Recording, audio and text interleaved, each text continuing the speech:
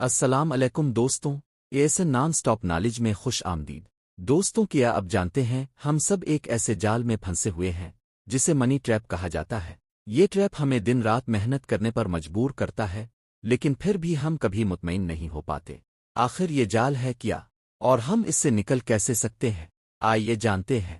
دوستوں، پیسہ ایک ایسی چیز ہے جسے فقیر سے لے کر ارب پتی تک ہر کوئی حاصل کرنا چاہتا ہے۔ یہ صرف کاغذ کا ٹکڑا نہیں ہے، بلکہ یہ اپنے آپ میں ایک نشہ ہے۔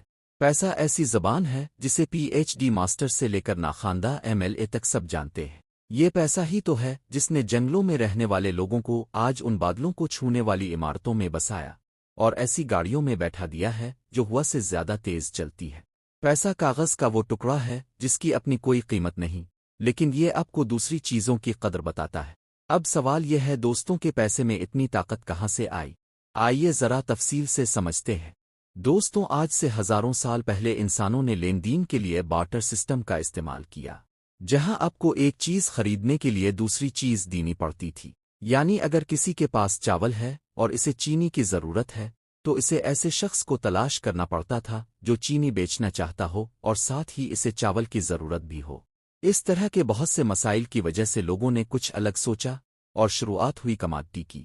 لوگوں نے ہر اس چیز کو پیسہ بنا دیا جو سب کے کام آتا تھا، اور لوگ مویشیوں، اناج، تمباکو اور شراب کے ذریعے کاروبار کرنے لگے۔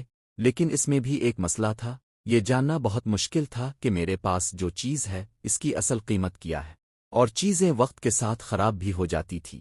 خریدے گئے جانور مر جاتے تھے اور اناج سڑ جاتا تھا۔ اب انسان کو کسی ایسی چیز کی ضرورت تھی جو یونیورسل ہو، اور شروعات ہوئی سونے اور چاندی سے بنے سکوں کی۔ لیکن اس دو ٹانگوں والی مخلوق کو اس میں بھی مسئلہ تھا۔ بھاری سونا اور چاندی لے جانے میں دقت ہوتی تھی، اور اس کے ساتھ ساتھ چوری کا بھی خدشہ رہتا تھا۔ چنانچہ سونار اور دوسرے لوگوں نے مل کر اس کا حل نکالا۔ انہوں نے لوگوں سے کہا کہ تم اپنا سونا ہمارے پاس رکھو، ہم اس کی حفاظت کریں گے۔ بدلے میں وہ سونار ان لوگوں کو کاغذ کا ایک ٹکڑا دیتا جس میں لکھا ہوتا کہ میں نے تمہارا اتنا سونا رکھ لیا ہے، جسے آئیو کہا جاتا تھا۔ اس کا مطلب یہ ہے کہ میں آپ کا مقروض ہوں۔ اس آئیو کو دکھا کر لوگ کسی بھی وقت اپنا سونا واپس لے جا سکتے تھے۔ سب کو یہ آئیڈیا بہت پسند آیا، اور لوگوں نے اپنا سونا سونار کے پاس رکھنا شروع کر دیا۔ لیکن پھر کچھ عرصے بعد سوناروں کو معلوم ہوا کہ یہ نظام بنانے کے بعد تقریباً کوئی بھی اپنا سونا لینے واپس آتا ہی نہیں، اور سب اس رسید کے ذریعے ہی کاروبار کرنے لگے تھے، کیونکہ سب کو یقین تھا کہ رسید ہے تو سونا بھی ہوگا ہی۔ اب اس بات کو سمجھ کر سونار لالچی ہو گئے۔ اب ان کے ہاتھوں کی رسید ہی پیسہ بن چکی تھی، اس لیے انہوں نے جعلی رسیدیں بنانا شروع کر دیں۔ ان کے پاس سونا بھی نہیں ہوتا تھا، لیکن پھر بھی وہ زیادہ رسیدیں بنایا کرتے تھے، اور اس طرح شروع ہوا دنیا کا سب سے بڑا لیگل سکیم، قانونی گھپلا جو آج ابھی جاری ہے۔ وہ سونے کی حفاظت کی دکان دنیا کا پہلا بینک تھا، اور وہ رسید دنیا کی پہلی کرنسی یعنی نوٹ تھی۔ اگر میں اب سے پوچھوں کہ بینک کیسے کام کرتا ہے تو آپ کہیں گے کہ جو پیسہ ہم بینک میں جمع کرتے ہیں، بینک وہی پیسہ دوسروں کو قرض دیتا ہے اور اس پر کچھ سود لگا کر بینک منافع کماتا ہے۔ یہی بینک کا سسٹم ہے۔ اب اس وضاحت کے مطابق بینک کچھ اس طرح سے کام کرتا ہے جیسے کل صبح آپ 1000 روپے جمع کرانے بینک گئے تھے، اپنے 500 کے 2 نوٹ بینک میں جمع کرائے۔ دوستوں کیا اب جانتے ہیں اس کے بعد بینک کیا کرے گا؟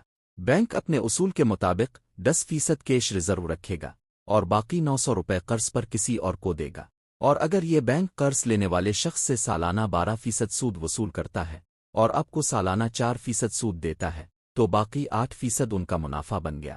دنیا کے تمام تجارتی بینک اسی بنیادی اصول پر کام کرتے ہیں، لیکن بینک صرف اسی طرح پیسہ نہیں کماتے۔ اس کے پیچھے ایک بہت بڑا کھیل ہے جسے اکثر لوگ نہیں جانتے، اور یہی وہ منی ٹریپ ہے جسے ہم آپ کو سمجھانا چاہتے ہیں۔ دوستوں، وہ ٹریپ یہ ہے کہ وہ بینک آپ کے 1000 روپے سے 10,000 روپے بنا کر آسانی سے اس کے ساتھ کاروبار کر سکتا ہے۔ اور دوستوں کیا اب جانتے ہیں یہ کیسے ہوتا ہے؟ آئیے سمجھتے ہیں۔ فرض کریں کہ اب بینک جاتے ہیں اور 1000 روپے جمع کراتے ہیں۔ بینک اصول کے مطابق 10% کیش ریزرو رکھے گا اور بقیہ 900 روپے کسی کو قرض پر دے گا۔ لیکن دوستوں، غور سے دیکھیں کہ یہاں کیا ہوا ہے۔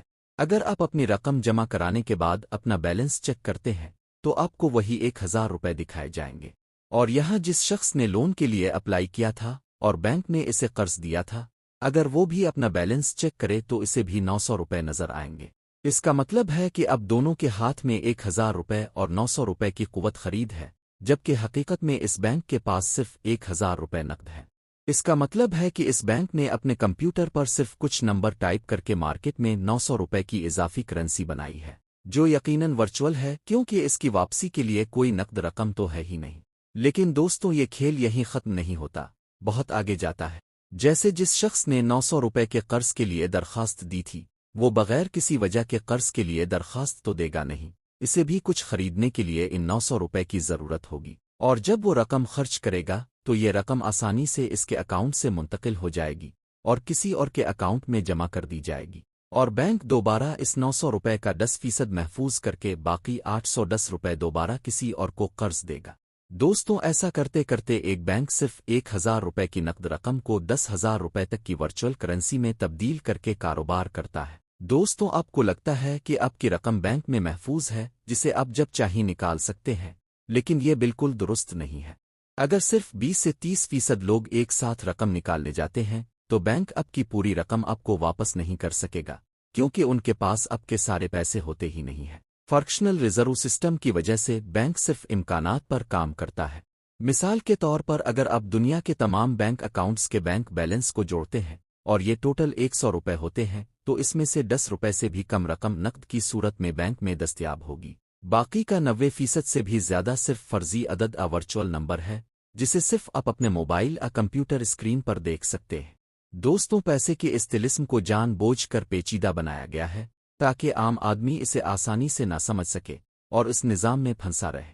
लोग समझते हैं कि करेंसी और पैसा एक ही चीज़ है, लेकिन ऐसा नहीं है। करेंसी तबादले का एक जरिया है, जबकि पैसा खुद एक कीमती असासा है।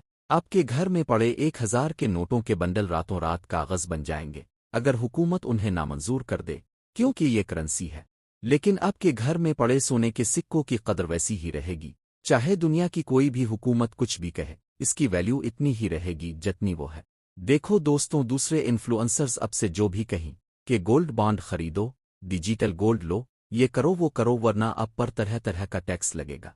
लेकिन दोस्तों, मैं कहूँगा कि आप असली सोना भी खरीद लो, क्योंकि जिंदगी के कुछ फैसले टैक्स की बुनियाद पर नहीं लिए जाते। अब आपके पास 500 या 1000 करोड़ तो हैं नहीं कि आपको 2 से 4% टैक्स की फिक्र करनी पड़ेगी।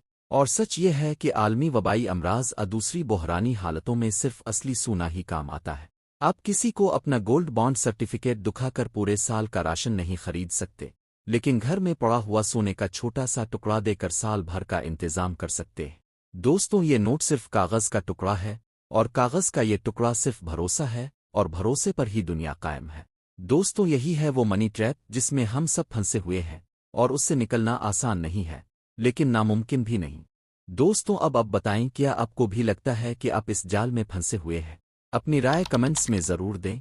वीडियो को लाइक करें, अपने दोस्तों के साथ शेयर करें ताकि सब इस हकीकत को समझ सकें। मिलते हैं वो अगली बार कुछ नई और दिलचस्प वीडियोज़ के साथ, तब तक के लिए अल्लाह हाफिज़।